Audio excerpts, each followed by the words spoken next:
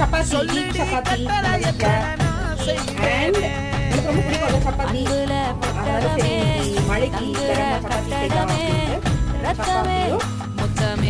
சாமியே கொண்டு